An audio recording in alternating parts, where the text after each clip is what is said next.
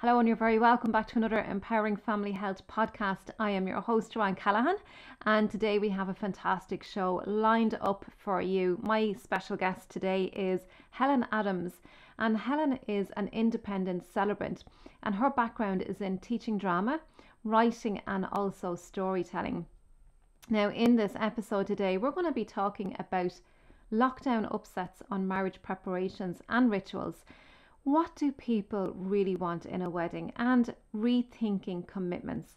And we're going to be talking about commitment ceremonies. This is something that Helen has courageously taken on as a solution for people who are forced to cancel their weddings due to COVID-19. But first, watch this video right to the end. It really helps with my YouTube algorithms, and also I'll be giving you a free gift at the end. Hit the subscription button and the notification bell so that you know that you are getting new videos, and like and share this video and give me some comments or feedback. Go to the Facebook page, give me a like and join the group as well so that you'll know that you're getting fresh content right here on the Empowering Family Health Show. So let's get on with the show.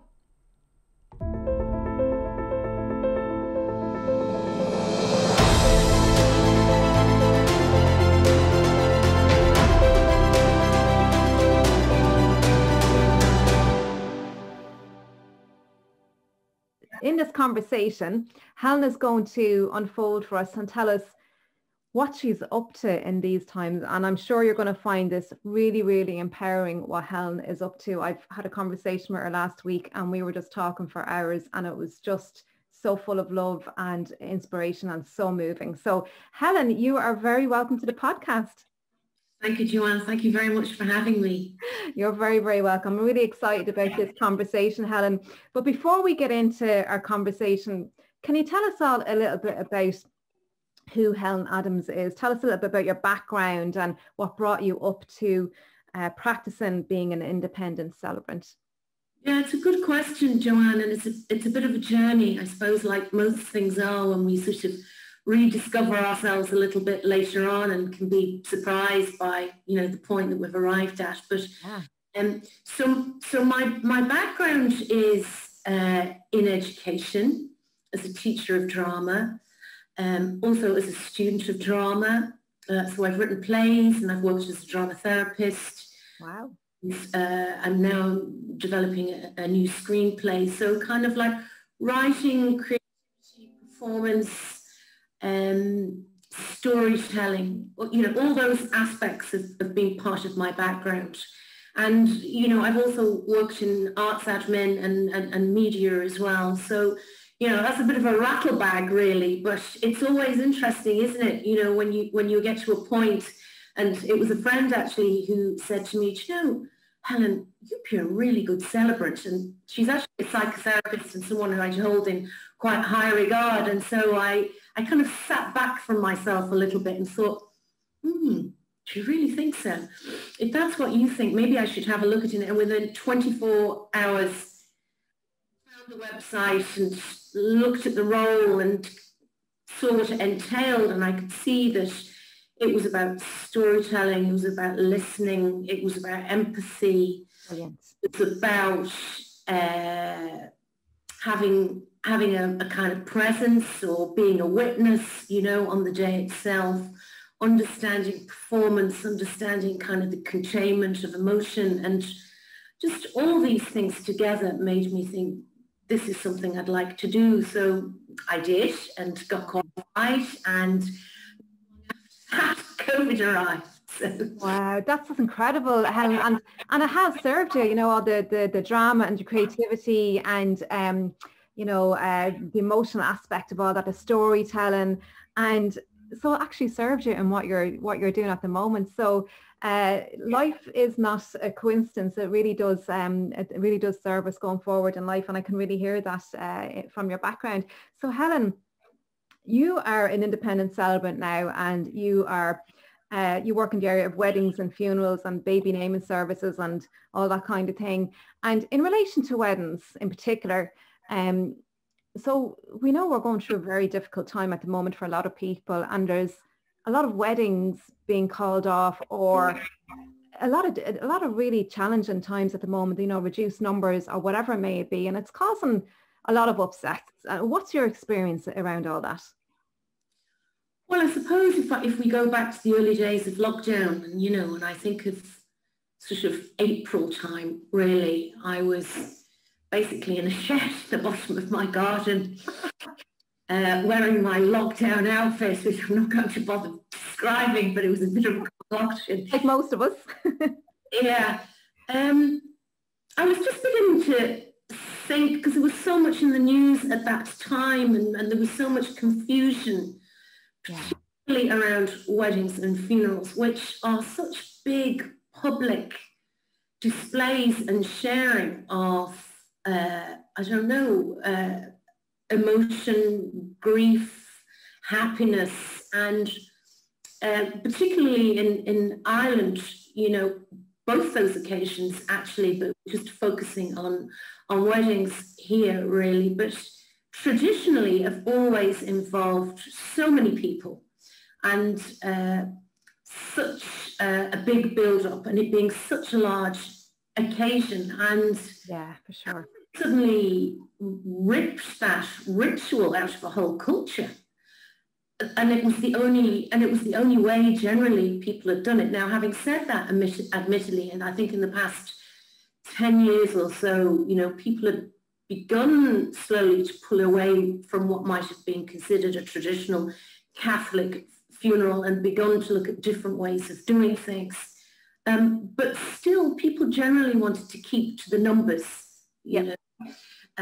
Even though there were some people who were looking at smaller weddings or even elopements. So the whole number thing and the idea of having friends and family on a fairly large scale had been literally ripped out. It's like wrenching, isn't it? And there was nothing obviously in its place. And I presume that people who were kind of wedding planners or even kind of relatives and family and friends must have been huddled around those couples and were sort of throwing their arms in the air as well, kind of not entirely sure what to do. So yeah, I was just putting all these things together in my head and just thought, well, actually, you know, what do people really want out of a wedding? You know, what's it really about? And instead of kind of being so concerned about what you can't have, let's whittle it down to what it really means. And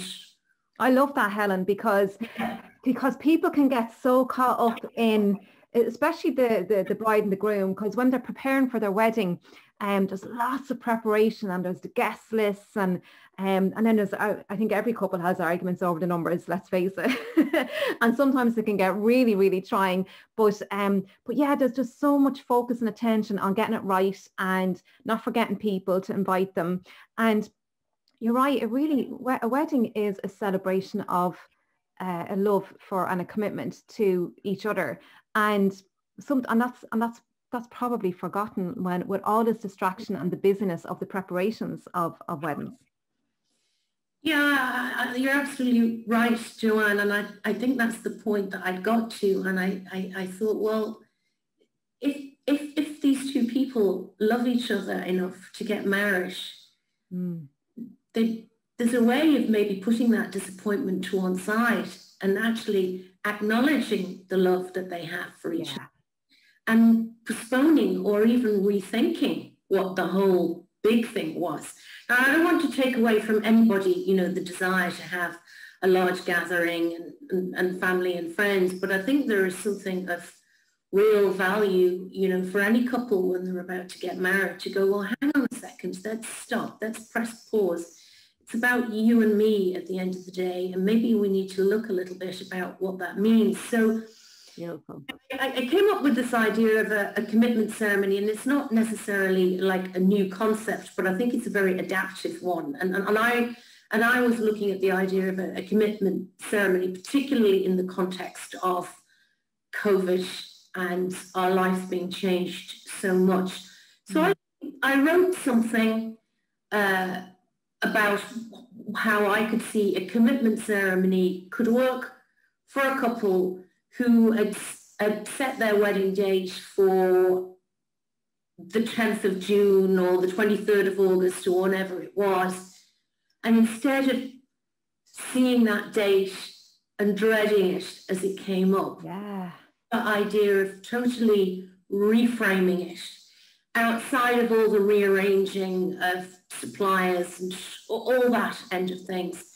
And to see this upcoming date and go, you know, we always had this date in our mind. We're not going to dread it. We're not going to ignore it. We're actually going to inject something new into it, and perhaps something even more important. So I wrote something to that effect and put it up on social media. And I suppose, you know, it's not always necessarily an easy concept for people. That's true, because they're so used to the way it's been.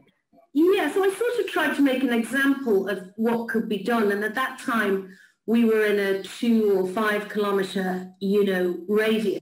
So I said, look, you might live 2 to 5 kilometres from where I live.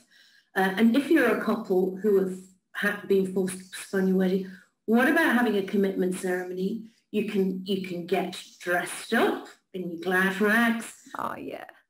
We can do it on your doorstep. We can have all the neighbours down your street be 2 metres socially distant. So, you know, that's an occasion, a kind of spectacle in itself. We can find out if there are any local musicians living in the area. Oh, wow. Pull out a guitar, or, you know, bring out a violin or a flute or whatever as they play, or do they sing, or can a child sing, or do you have children? Would your children like to sing? You know, the possibilities are endless. You know, this is where we can really get creative. Oh. These moments, and you know, depending on what's available in their local area. You know, during lockdown, did they go to a local park and pass the same tree? Well, let's do it at the tree, you know. Or is there a place where you live where you actually got engaged, you know, outside a lamppost on a certain street? Let's go and do it there. You know, the possibilities are endless, really. So that sounds incredible, Helen, because you're really thinking inside of their shoes and what matters to them, and you're asking, you know, what questions to ask them to pull out, you know, the memories and where they first got engaged, or whatever may it be, their special spot, and the idea of having neighbours come out and abiding by the social distancing. So it's still possible. We're in the boundaries and all the rest, and you're creating all these possibilities. It's done outside of the traditions that we know of. But one word you said was adaptive, and being adaptive and adapting to the situation that we're in now at the moment. And as human beings, we are adaptive creatures. So when we take that on board and try it on, the amount of possibilities and what I can hear, it's so exciting, Helen, what I can hear, and you can see and you can put yourself in other people's shoes, and you can really create that connection, have that empathy with people as well. It's just so wonderful, Helen. Yeah, and I suppose if we just go to look at, you know, what would you actually do in a commitment ceremony, which people might say, you know, what is that, Helen? Well, yeah. Actually, you know, it's not that different to a wedding, really. So, you know, I would set everything up with a welcome, and there might be a poem that I've discussed with a couple, or a piece of prose, you know, which is relevant to them.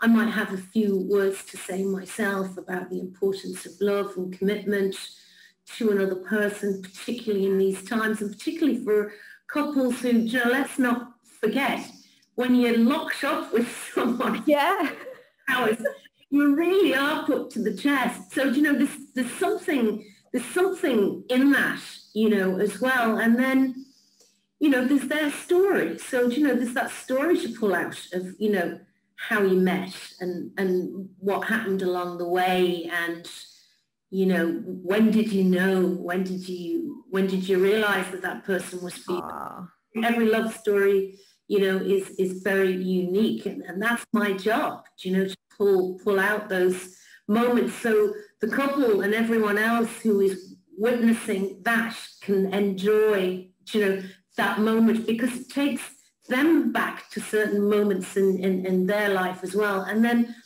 you know, when it comes to, well, we don't have wedding rings, but we can exchange tokens of love, you know, and sometimes those things can be even more meaningful. You know, this is the handkerchief you gave me when I was sad, you know, on that day, and I've kept it. Or this is the book that you gave me, or I don't know, this is the DVD that we watched. Well, DVD's making me sound a little bit old, but you know. I get exactly what you're saying, and it's so great. And Helen, what I can hear in all that is really the appreciation and acknowledging people and acknowledging the gifts that they gave each other. So there's a lot of gratitude in there, raising the whole vibration and having people raising that vibration of love and appreciation, because gratitude is probably one of the purest vibrations that we have. And these gifts, these tokens that you're talking about, so you've thought of everything, like, you know, like the poems, the tokens, special memories, and you're asking a lot of questions, so you're really teasing, so you're really maximizing and really bringing out all the acknowledgements of each other and who they are as a person, and really acknowledging that and seeing that. And that is just having an appreciation of another person and showing that they really matter through all of that. That's what I can hear in everything that you're doing, and it's just so wonderful. And Helen, I have to say, it's a very brave thing that you're doing, that you started, because you had no idea possibly where this was going to bring you, but you did not want it to end there, and that was just it. You wanted to adapt to this situation and still create possibilities within the boundaries of, you know, what we had, and it's just so beautiful and just so wonderful. And I just think, Helen, you're really brave with all the work that you're doing. I know you've done a couple of commitment ceremonies already to date. How did they go? What were they like? Well, it was very powerful, Joanne, you know, and I can't emphasize that enough. And I suppose that's why I feel committed.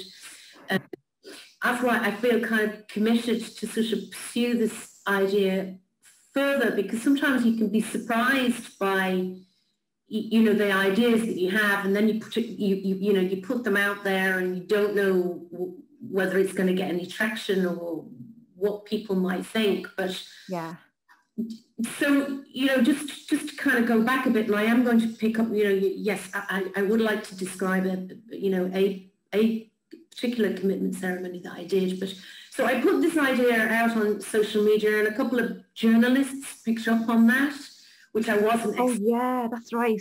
I wasn't expecting that at all. So, you know, they were intrigued and they wanted to know more about it. So they both wrote a piece on that. So, you know, that's then something that then goes out to the world. So, you know, that's more people intrigued and interested. And then a venue. And a bit of good news for a change in the media. Yeah. So a venue, I don't know, am I allowed to mention the venue, Joanne? Is that okay? Yeah. So there's a just absolutely beautiful venue up in the Wicklow Mountains called the Elbow Room Escape. It's sort of kind of a very rustic, low-key, but beautifully detailed place. It's kind of quite relaxed, with a lot of emphasis on good, you know, locally sourced food, beautifully handmade furniture, you know, all the beautiful details. And a gorgeous, you know, it's set within a beautiful garden which looks over the mountains, all the fruit and veg is grown there. And there's a little platform that's sort of raised at the top, which looks over the mountains. And so the Elbow Room Escape ran a competition in the summer for couples who've been forced to postpone their wedding, and they were going to get a night at the venue, and they were going to get a commitment ceremony with me. So I was delighted to be asked, and the couple were absolutely beautiful and just totally engaged with the idea, and were very keen to do the commitment ceremony. So that involved a few conversations with me, and then, you know, there was a bit of, well, actually I was about to say there was a bit of to and fro with script. I wrote the script, and we chose music and we chose readings and so on. And I remember it. I remember very well pressing send on my computer, and within 5 minutes, it bounced back. And I won't mention the names. It's not fair. But no, don't mention names.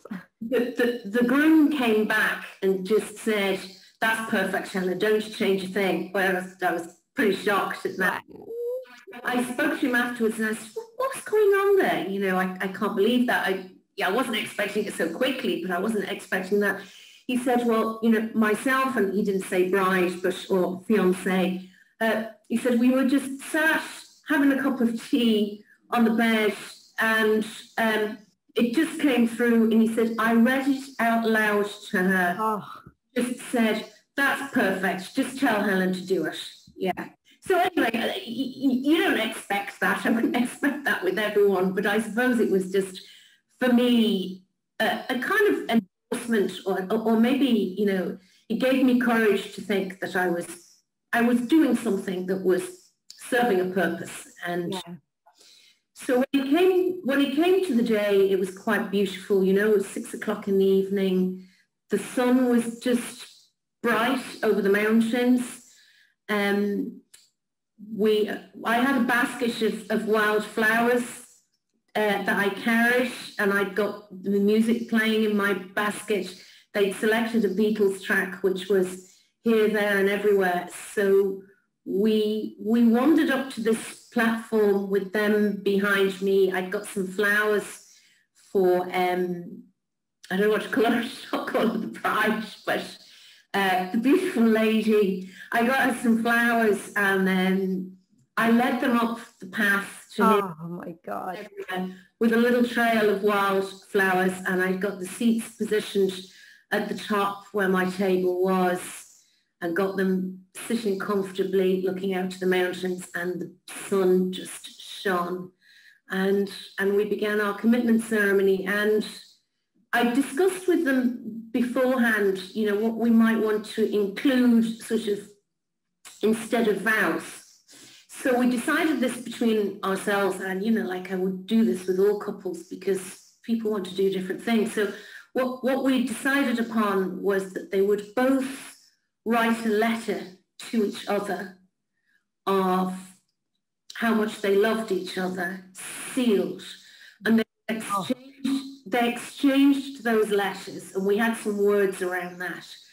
And the idea was that these letters would then be kept sealed and then opened on their eventual wedding day. So the ritual of even just doing that, you know, it was very powerful. And then I got them facing each other and holding hands, and said to them each individually, what is it about, you know, so-and-so that you really love about them? Which you know, that was left for them. Wow. It was sort of very powerful to be that close to something that is very intimate between a couple.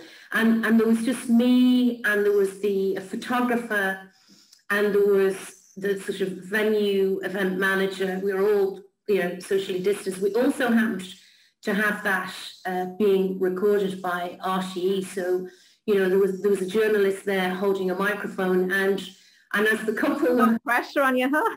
No, as the couple were telling each other how much they loved each other, you know, the journalist was opening her eyes really widely at me while she was holding a microphone. You know, we were barely holding it. I said that was so moving for everybody. Yeah, it really was. So, you know, that was the moment itself. And then I took my basket off, and then they'd requested another Beatles track, which is Love Is All You Need. And we walked off into the forest with Love Is All You Need. So that was sort of quite dreamy as well, to be honest. Oh. So there was the moment, you know, there's all the preparation before, and you're not quite sure what it's going to be. You're building a relationship, obviously, with the couple. There's the moment itself, and you're never quite sure what that's going to throw up. And then there's the aftermath. And, you know, these are all the kind of various different aspects of what is a ritual, essentially. And, you know, the feedback from the couple in the immediate aftermath, but I've also spoken to them fairly recently, which is, kind of 2 months after is kind of just as interesting. So, you know, in the aftermath, you know, they both said to me separately that it really hit a chord for them, and it felt as though they were kind of telling me they felt as though they were kind of like on another plane, you know, Yeah. or a planet or something like that. It was a very unifying experience for them. And you know, the woman in particular, she just said to me, I could tell on her face she was sort of overwhelmed. She just said, "I feel as though I'm married, Helen. I feel as though I'm married," which is, I suppose, what you get out of a wedding. But, you know, aside of everything, is that, just to repeat that same word, it is the unifying aspect of it. Yeah. And getting back to that, you know, aftermath, you know, there's the immediate aftermath, and I guess the delayed aftermath. And we had a lovely video call, and they both said to me,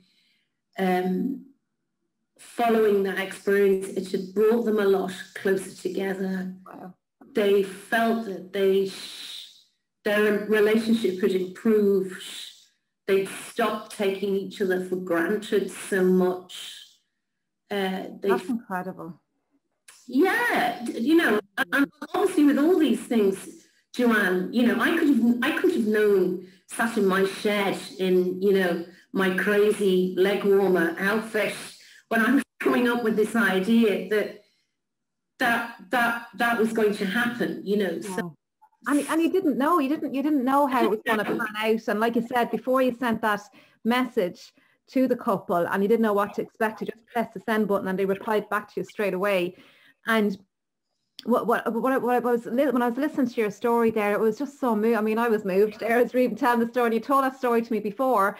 And but you know something, like I got married in 2002. God, I nearly forgot. I don't know, it was 2001 or 2002 I got married, and it was a traditional wedding in a church, all of that. It was a lovely day. Now, it was a beautiful day, but it was the usual stuff, the exchanging of vows, and I was happy to be married, you know, to get married and all the rest. But I'm just listening to how you do your ceremony, and I just find it so much more meaningful and moving. And like, there's various different things, like you take an awful lot of personal, like the poems and writing a love letter to each other, and it's sealed, and there's lots of different things that really, it's really, really moving, and it helps people to really see each other for who they are, I suppose, and that commitment. And that's what the ceremony is all about, really, isn't it? It's that commitment to each other.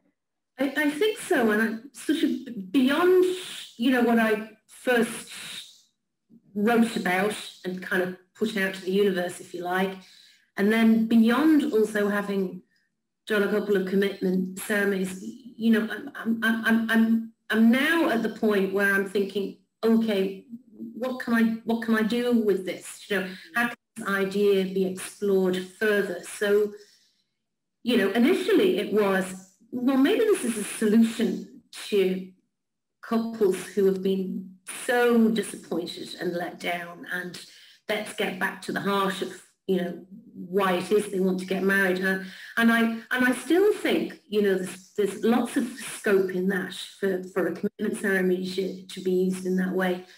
But beyond that, you know, I've been thinking that maybe a commitment ceremony in the future, you know, is something that maybe people want to combine in the whole kind of like wedding experience. So, you know, maybe people want to scale weddings in different ways. So maybe, you know, a commitment ceremony is something that you might want to do when you get engaged. You know something, this could be a fantastic way forward and a relief for a lot of people, because in fairness, look, and big weddings is fine if that's what you want to do, brilliant. But for an awful lot of people, it's a massive financial struggle, and it can take away a lot from the real meaning of the wedding.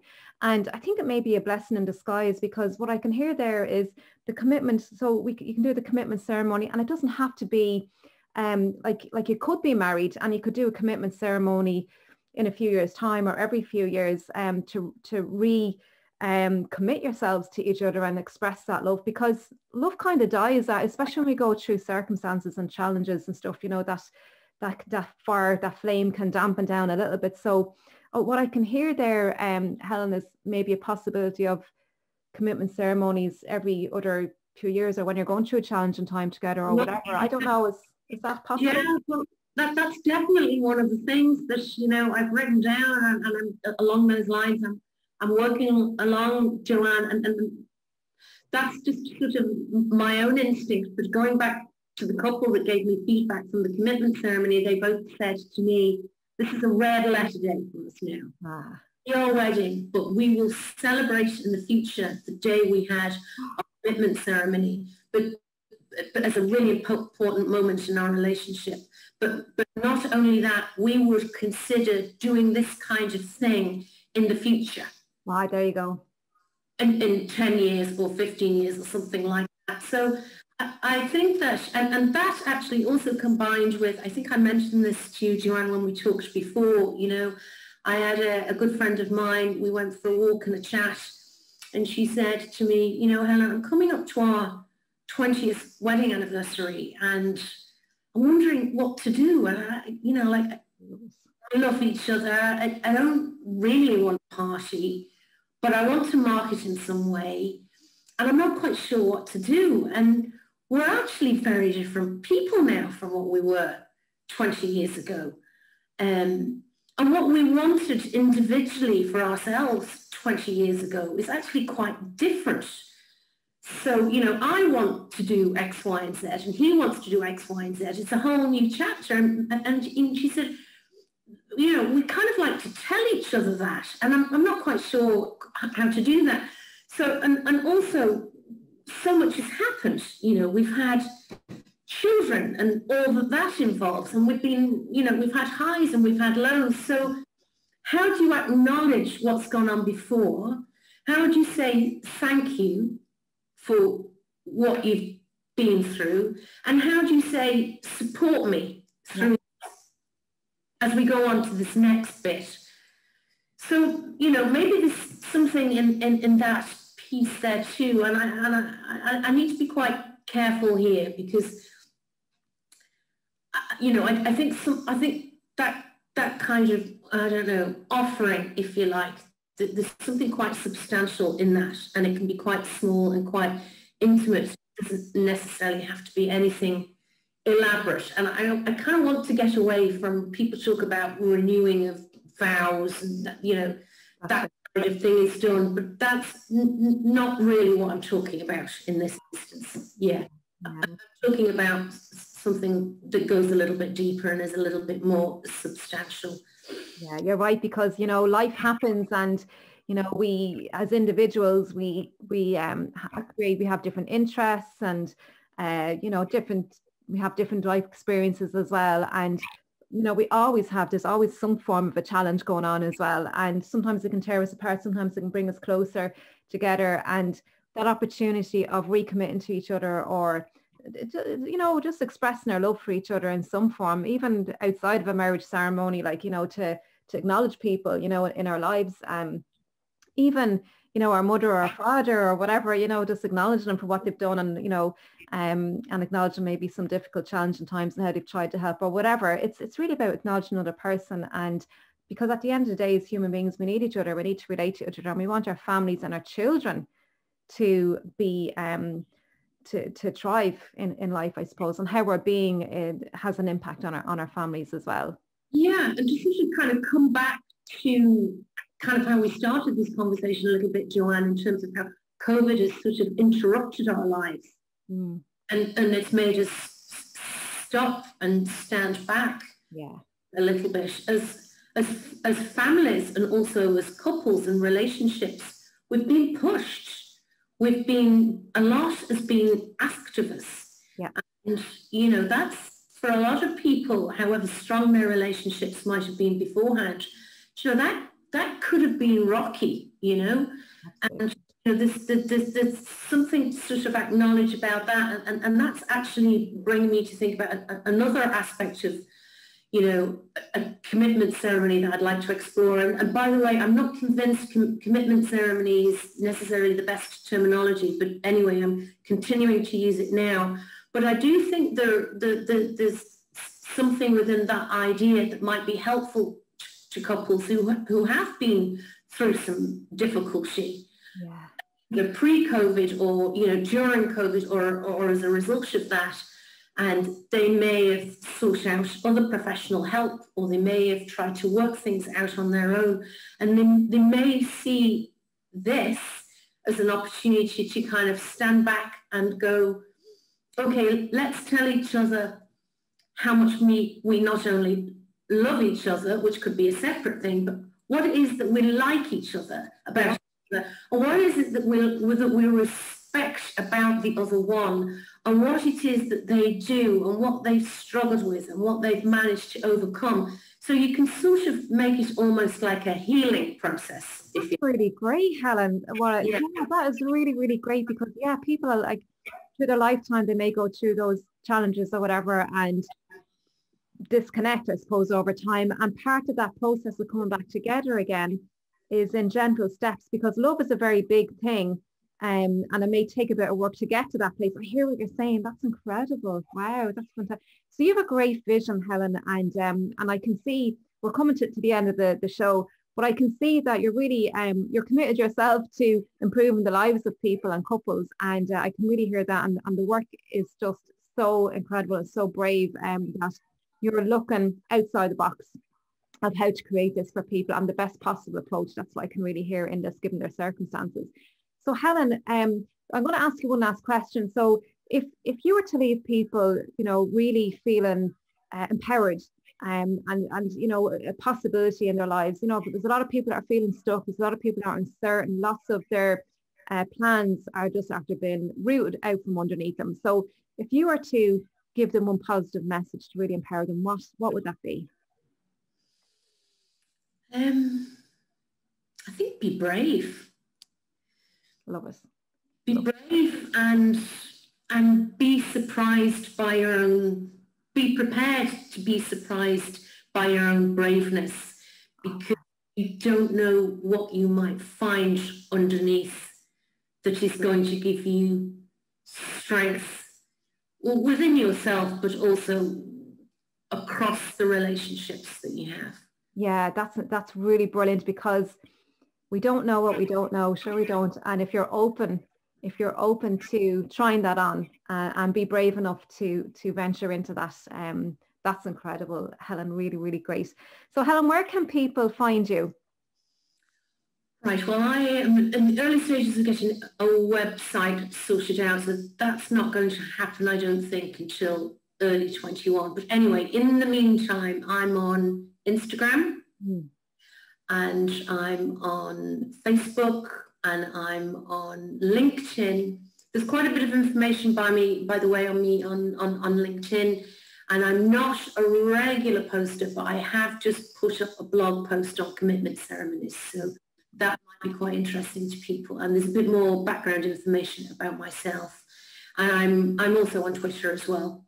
Brilliant, brilliant. Well, what I'll do is I'll get all those links. I'll put them in the show notes as well, so people can find you easily enough there. So Helen, on that note, I want to thank you for who you are in the world, the work that you're doing, and really acknowledge you as the person that you are, the wonderful, bright human being helping to improve other people's lives. It's just so great. So thank you, Helen, and have a wonderful day. My absolute pleasure, Joanne. Thank you.